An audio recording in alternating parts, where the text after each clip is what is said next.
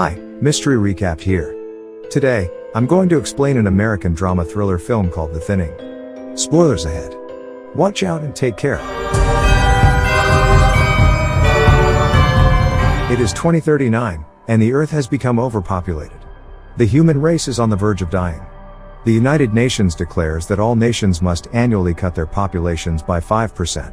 Following those orders, the United States implements a rule called the thinning. In the thinning, the students must attend a standardized test every year. In the test, whoever fails is executed by injecting them with a drug. The movie starts as Lena Michaels is tutoring a high school kid named Simon. Simon seems to have a hard time solving the equations, so he asks Lena for something. She takes out a box of lenses and hands it to him. As soon as Simon wears them, he is able to solve all the math problems. Elsewhere, we are introduced to Edward Blake Redding, the son of Texas Governor Dean Redding. He sneaks out of his house at night and meets his girlfriend, Ellie Harper, in his car. Blake starts talking about the test they have the next day. Ellie is very nervous about it, but Blake assures her that she will pass. Just then, Blake's father's guard finds them, and brings Blake back to Dean's office. Dean is disappointed in Blake for sneaking out the night before such an important test. He thinks that Ellie is a distraction for Blake. The following day, it is the day of the test.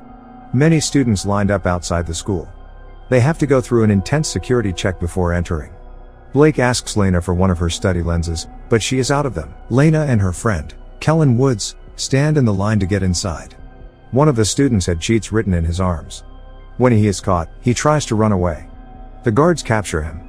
No one has ever been able to escape the exams or cheat on it. Inside the school, Blake and Ellie hug for the last time, before entering the exam hall, and soon, the exam starts. They have 2 hours to complete the test. Everyone starts solving the problems on their tablets. Lena solves all of them without any problem and is the first to complete it. Her friend, Kellen, seems to be struggling. When the exam is over, they immediately get the results. The teacher in the class is calling several names who failed the exam. Students are anxious, hoping this will be over soon. Those who fail are taken by the guards. They cry, resist the guards, and some even try to run away. The guard would beat up those students who resist. Luckily, Lena, Kellen, and Blake pass. However, at the last moment, Blake's girlfriend, Ellie, is called by the teacher, so the guards take her away. He quickly calls his father and asks him to help Ellie.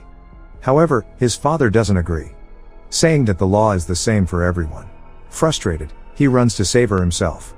He attacks the guards and asks Ellie to run away, but to no avail. No one would be able to escape.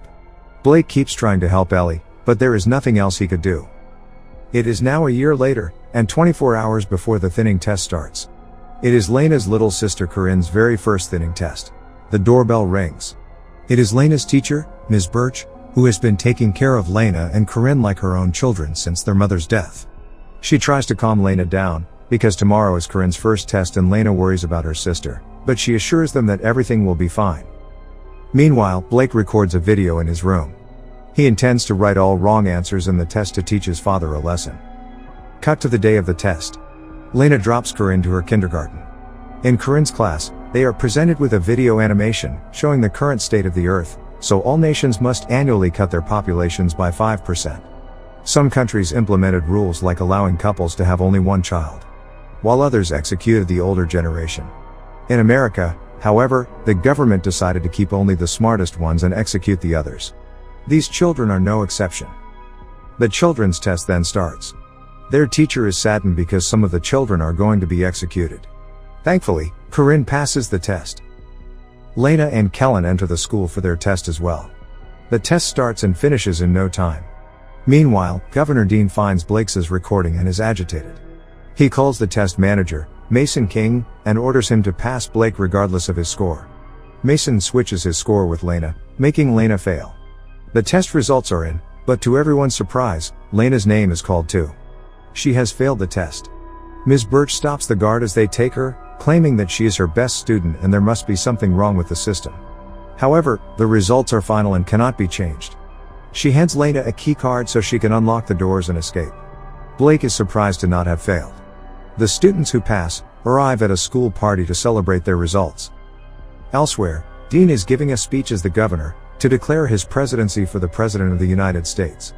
He boasts about their education system. As a result of their system, they manage to be the best in education among 196 countries. The crime rate is decreasing by 26%. Blake listens to his father's speech while at the party, then sneaks out of it. He sneaks into the hallway and beats one of the guards. He then goes into the control room. Meanwhile, Lena and the students who have failed are taken into a room and put against a wall. They are forced to remove all of their clothing for decontamination. Then, Lena and the others are taken to a room where the guards are about to execute them by lethal injection. Suddenly, Blake cuts the electricity off, making the whole school go dark. Taking this chance, the students who are about to be executed free themselves and try to run away. But none of them succeeds, except for Lena. She uses the keycard her teacher had given her, and gets out of the room. Soon after, Mason comes to the room and asks for a head count. They find out that Lena is missing, and start looking for her. Blake finds Lena and helps her fighting one of the guards. While talking, they realize that something was done to Blake and Lena's results. They both enter into a vent and hide. They follow the network cables to go to the server room where they can look at the results through the computer. Meanwhile, the school is still in complete lockdown due to the power failure. The news gets outside and is being broadcasted all over the state. The parents outside are getting concerned. Governor Dean calls Mason to ask him about the situation. Meanwhile, the vents below Blake breaks, making him fall into the swimming pool below. Lena jumps after him. She brings him out of the water, but he is not breathing. Lena gives him CPR and somehow manages to save him. Blake and Lena change to some clothes they find in the pool's lockers. They then continue to go through the vents and reach the server room, but a guard stands in front of the door. Moreover, Lena's keycard falls down the vent in front of the guard. He doesn't notice the card, but now she has to get it back somehow. Her plan is to go to the science lab and join a string with a magnet to fish the key through the vent, so they head down to the lab to retrieve the equipment needed. However, in the lab, they make a slight noise causing the guard to approach the lab. They quickly try to escape. Lena manages to get back to the vents, but Blake is stuck hiding in the lab. Lena moves through it to fish the keys. She successfully manages to get it up halfway, when suddenly, a guard catches it. But it turns out that it is Blake disguising as the guard. He had beaten the guard and put his clothes on. Shortly, the guard the two of them had attacked earlier tells Mason about them. He reveals that Lena had a keycard with her. Mason gathers all the teachers together, suspecting that someone has given it to their students. When Ms. Birch is in the room with other teachers, she flirts with another teacher and manages to take his key card. Mason continues checking the teachers for their key cards and ID cards. Birch saves herself by showing them the card. Since the other teacher doesn't have his, Mason threatens him to tell them where Lena is. However, he insists he doesn't know anything as Mason beats him. Lena finally gets to the server room. She opens the computer using the key card, but Mason has it protected with a password. She then texts Kellen, who is good at hacking, to provide her with the access. After some time, Kellen receives Lena's text. He helps her to get through Mason's computer. Lena then searches for her results and finds out she got 98% but still failed, while Blake got 15% and passed. She does more research and finds out that Ellie too had gotten 88% and failed, while others who had less marks than her passed. Lena realizes that the grading system is rigged, and the governor has been failing whoever he wishes to. Lena sends a file with the rigged grades to Kellen. But soon, the power is back on, and Mason sees that she is in the server room. Lena realizes this and runs out. However, Mason catches her almost immediately. Blake, on the other hand, is still in disguise. He is with the students who have failed. He orders the guard to take them to the recreational hall with the other students. But the guard refuses, so they get into a fight. The guards restrain him and find out his identity. Just then, Kellen receives Lena's message and is surprised to see the rigged results. Kellen is friends with a news anchor, so he quickly emails it to the news channel. The reports broadcast the news showing the receipts of the altercation and the results.